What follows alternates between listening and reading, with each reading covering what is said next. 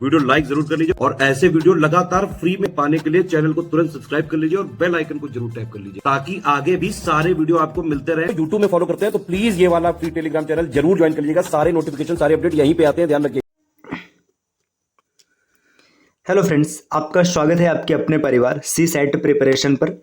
आज की क्लास में हम लोग डीआई के बेसिक कॉन्सेप्ट्स को सीखेंगे और साथ में ये देखेंगे कि डीआई को कैसे मास्टर करना है।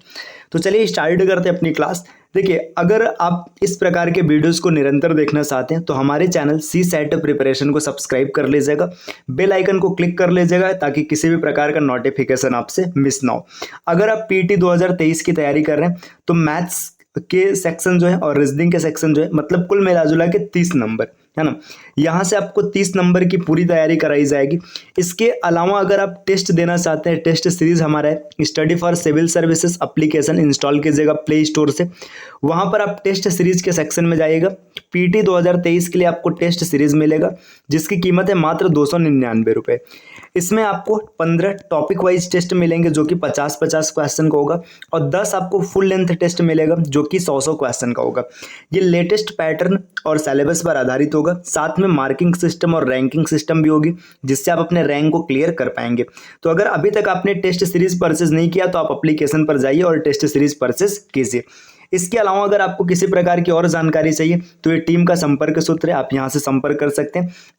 @study for civil services search करके हमें टेलीग्राम पर जरूर ज्वाइन कीजिएगा। जितने प्रकार के नोटिफिकेशन है सब यहीं पर आते हैं। ये ज्ञान सर का व्हाट्सएप नंबर है, आप यहाँ से भी संपर्क कर सकते हैं।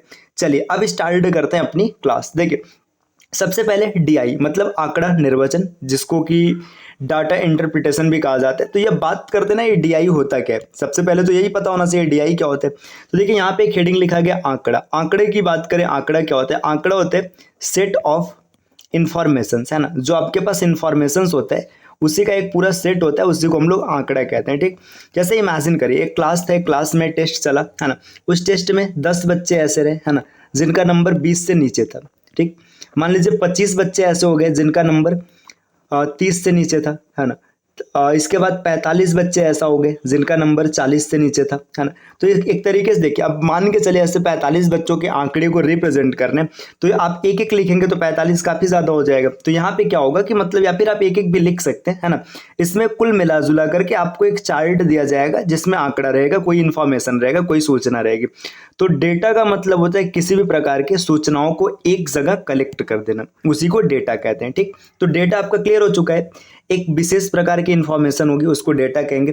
अब बात करते हैं आंकड़ा निर्वचन क्या होता है। अगर आपको डेटा क्लियर हो गया तो अब डेटा के बाद बात करते हैं आंकड़ा निर्वचन क्या होता है। देखिए, आंकड़ा निर्वचन का मतलब ये होता है कि जो भी डेटा आपके पास है ना, उन डेटा को एनालिसिस करिएगा और डेटा के आधार पे कुछ क्वेश्चंस आपसे पूछे जाएंगे और उन क्वेश्चन का आपको आंसर देना है। जैसे देखिए, मान के चलिए आपके सामने एक डेटा दे दिया गया है ना।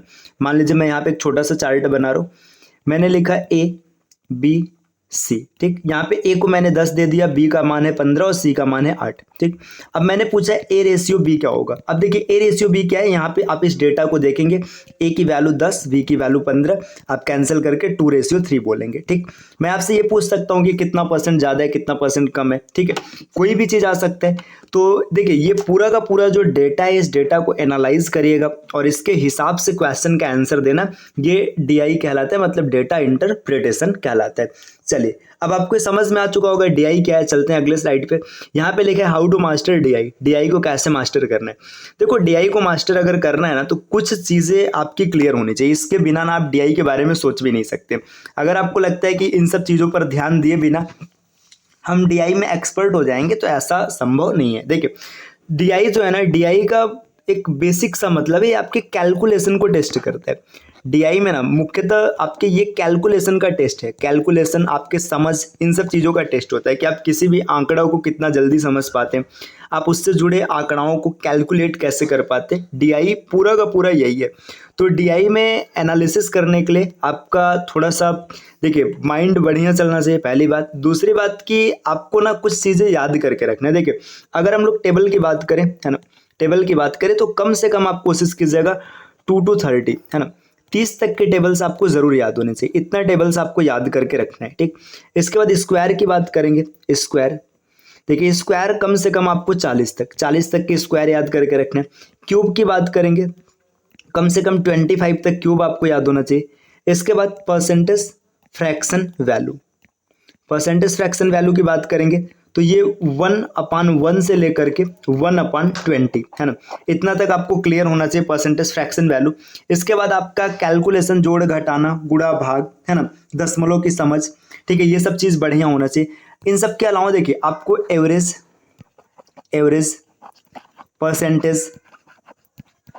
परसेंटेज के बाद थोड़ा सा रेशियो का गेम है ना, ये सब चीज, इन सब चीज़ों का बेसिक समझ होना चाहिए। देखिए जो डीआई है ना, एवरेज, परसेंट, रेशियो और कैलकुलेशन, इन सब का मिला जुला एक स्वरूप होता है।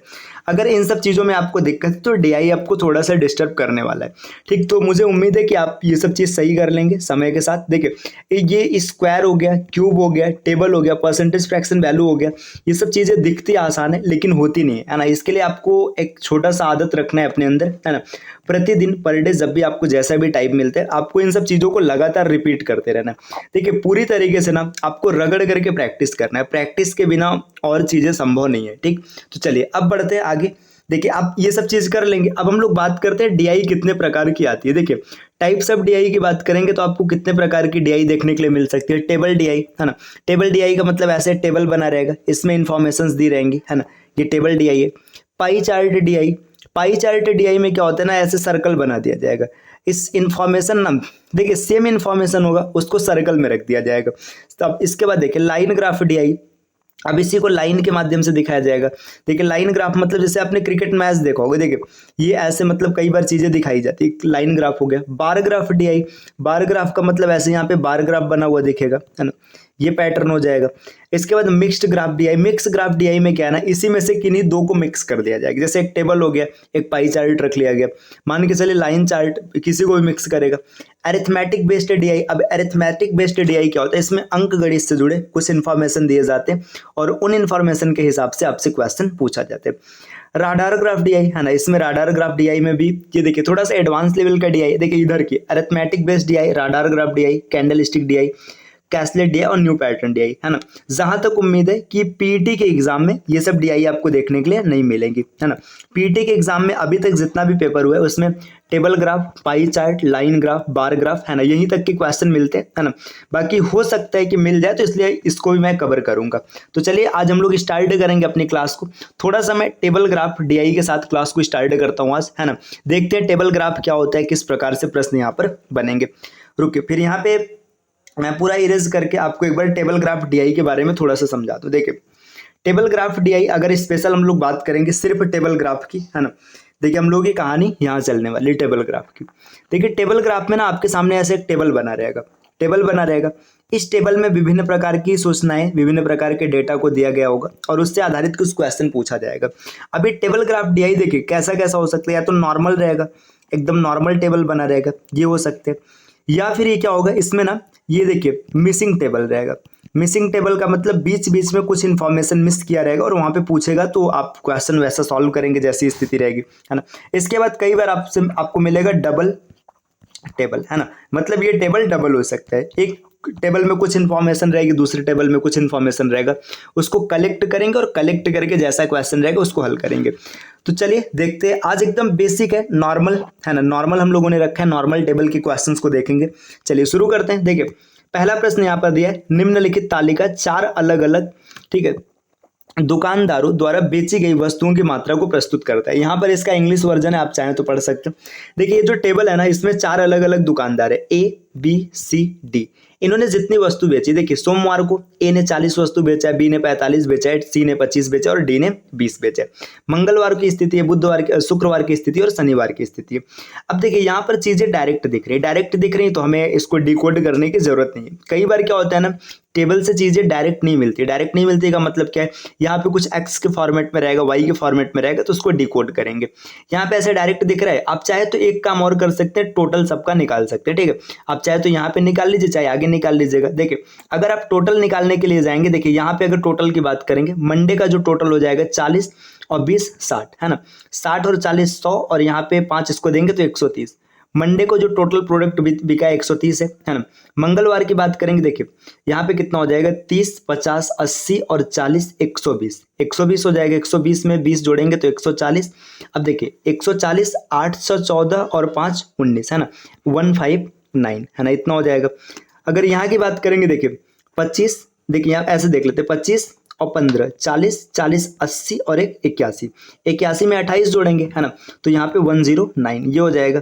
इसके बाद देखिए यहाँ पे देखेंगे 40, 40, 80, 110, 110 में 45 जोड़ेंगे 155। देखिए जरूरी नहीं कि आप इसको पहले निकाल लीजिए, मैंने निकाल लिया, ठीक है, यहाँ पे दिखाने के लिए। बाकी जैसी स्थिति रहेगी, जैसा क्वेश्चन रहेगा, आप उसको सॉल्व करेंगे।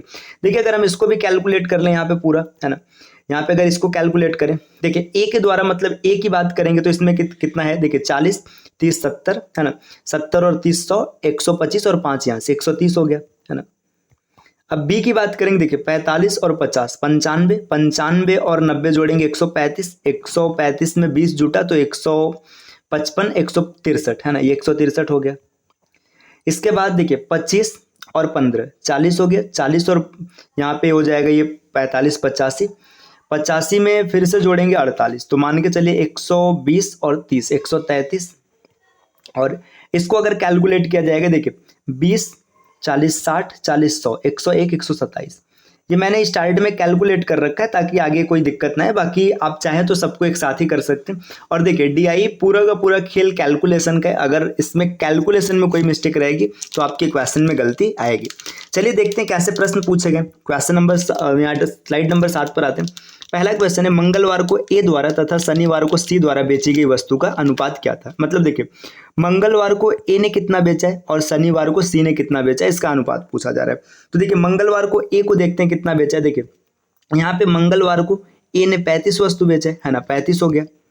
और शनिवार को सी ने कितना बेचा, देखिए शनिवार ये रहा और सी ने ये रहा, देखिए 45 वस्तु बेचा है। तो 35 और 45 का रेशियो आप निकालेंगे, काट देंगे 7:9 है ना। तो 7:9 इसका बिल्कुल सही आंसर होगा। देखिए यहाँ पे 7:9, ये ऑप्शन नंबर बी इसका बिल्कुल सही है। देखिए इसमें ना 9:7 भी दिया है। अब 9:7 आपको कंफ्यूज नहीं होना है। यहाँ पे मंगलवार और शनिवार पूछा है। अगर ये शनिवार और मंगलवार पूछता तो ये सही होता, लेकिन यहाँ पे सही ऑप्शन होगा बी।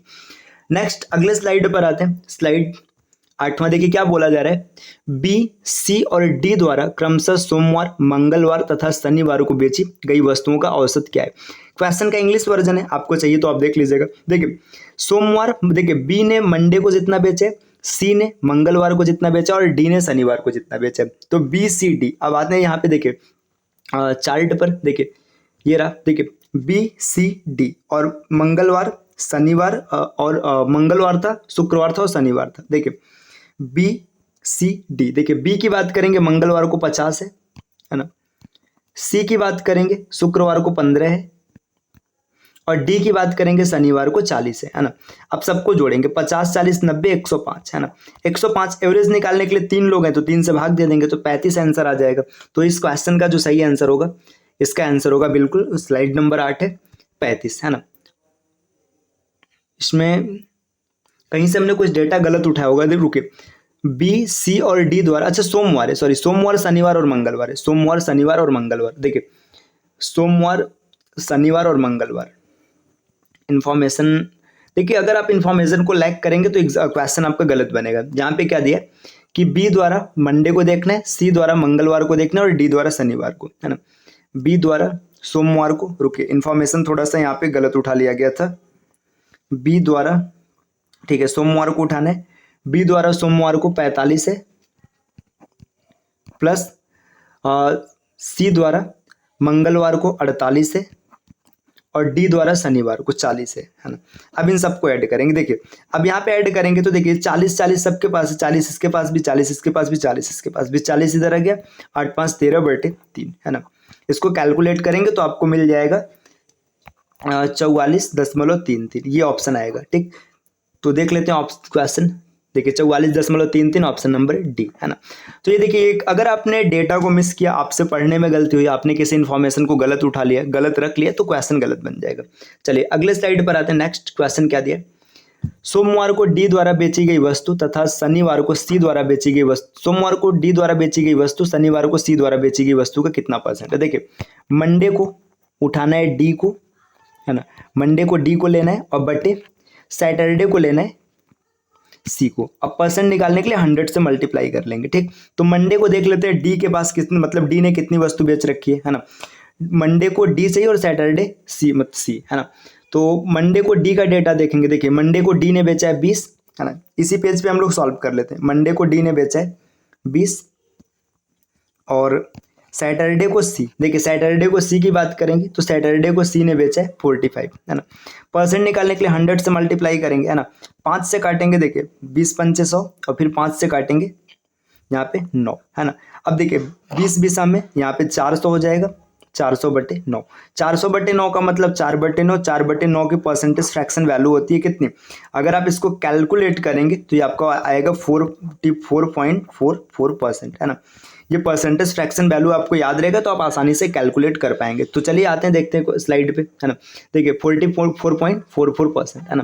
तो देखिए अगर आपको परसेंटेज फ्रैक्शन वैल्यू याद रहेगी, जैसे देखिए 1/9 जो होता है इसकी परसेंटेज फ्रैक्शन वैल्यू होती है 11.11%, या फिर इसको लिखा जाता है 1.9%, है ना। तो देखिए अगर आपको ये याद रहेगा तो यहाँ पे 4 होगा तो 4 से आपने मल्टीप्लाई कर दिया, आसानी से मिल गया। याद रहेगा तो आप आसानी से कैलकुलेट कर पाएंगे।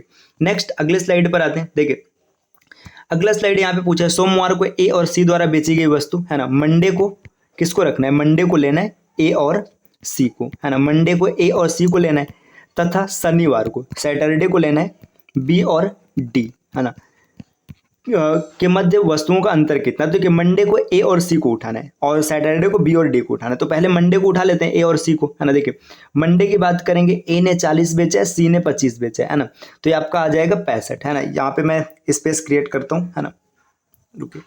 मंडे को ए और सी ने मिला करके बेचा 65, है ना। इसका डिफरेंस लेना है सैटरडे को बी और डी के साथ। देखिए सैटरडे ये रहा, है ना।